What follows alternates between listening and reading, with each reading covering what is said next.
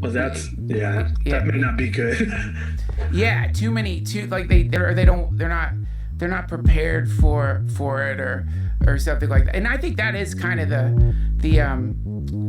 that's sort of the graceful quality of a lot of these teachers, is that they, like Ram Dass, is that they probably could do things that would freak you the fuck out, but they know they're good at seeing maybe that's not what you need right now. Like if you're gonna get lost in wanting to do magic or having powers, and that really is like a sand trap ultimately that a lot of people get stuck in. Who can blame them? It's really cool, but it's a bit of a sand trap. It's a bit of a sticky place.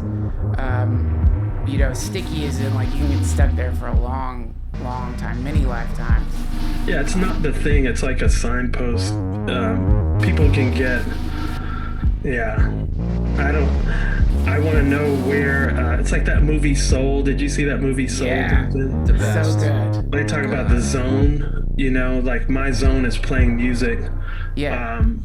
The Colonel, my mentor, Colonel Bruce Hampton, who did he guessed my birthday within 3 minutes of my birthday, and he didn't know my last name. Wow. I was like, wait a minute. He looks like an old homeless guy, you know what I mean? And he's done, all the people that know him, he's done crazy psychic stuff, but that was not the thing. Like, you can get caught up in ask him, hey Bruce, do it to him or whatever, but that's not the thing. It's like it's not a parlor trick. Well, it can be. You can reduce it to that, but it's like it's pointing to like, well, what does that mean?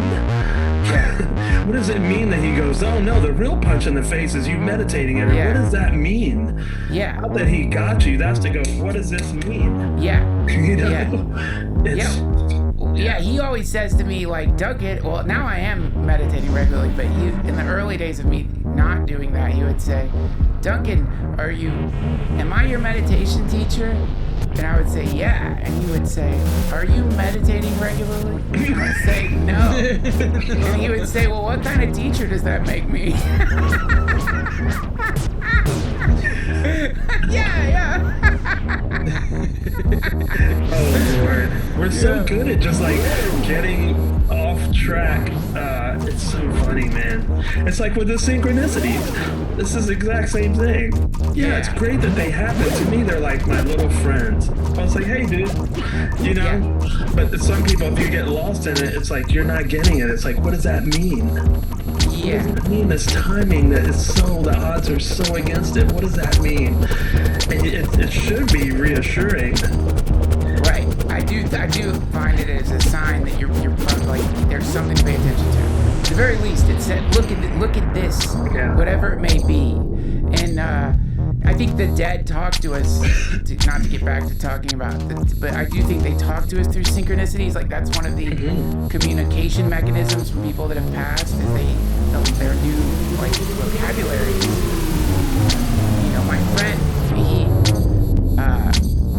his dad passed, and he bought his dad's house where he grew up in, and the deal closed on his dad's birthday. Whoa. It's like that's a communication from his father. Yeah.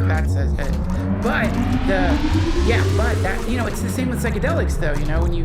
When I'm sure we've all gone through psychedelic phases, and I certainly did with LSD. I love it so much, and I was frustrated by the problem of having to like double up doses. Like that was I loved it so much. I wanted to be high on acid every day, but then over time you start realizing what is it you're looking for here? Like what are you seeking here? Because all the magic stuff, the breathing walls, the impossible geometries, the variety of like the telepathy that might manifest in a great psychedelic trip, all of those things, you start realizing those are just like a light show, but there's something else here, and what is that thing? I think that's the zone that's the zone in Soul. Totally. That's the zone. Yes. That's what I was like, why would you get stuck in the hallway if the zone is this connector between this world and the next? Why would you stay in the hallway? Yeah. why wouldn't you pass through to the other side? Now you're not living in either side. You're not living on the physical plane or the spiritual plane. You're living in the light show. Yeah. It's like, man, go one way or the other, or both. Move freely between both, you know? Yeah. And it's amazing when meditations, like dreams, sometimes can like follow you back into consciousness, and you can't shake it. And there's been a couple where, like, you know, I think I was telling you, Teal, about one where I was just like this giant control board that I just could not, like, the lights were buzzing and sensors were going on and off, and I was trying to like figure out how to operate this thing, and then I came out of my meditation.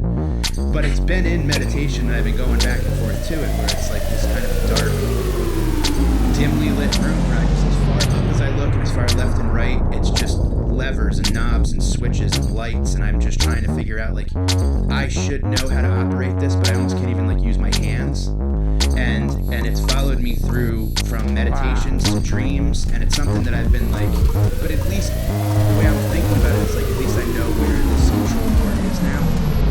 And I think that with, you know, to me that's like the zone as well, where it's like psychedelics and like the visions and the fractals and all that. That's the hold music while, you know, the mechanic rewires the board. You know what I mean? Like, just enjoy the show while we fix the shit. You know what I mean? Like, to me, that, so just let the Why is the hold music me hovering over a cemetery watching my parents bury me?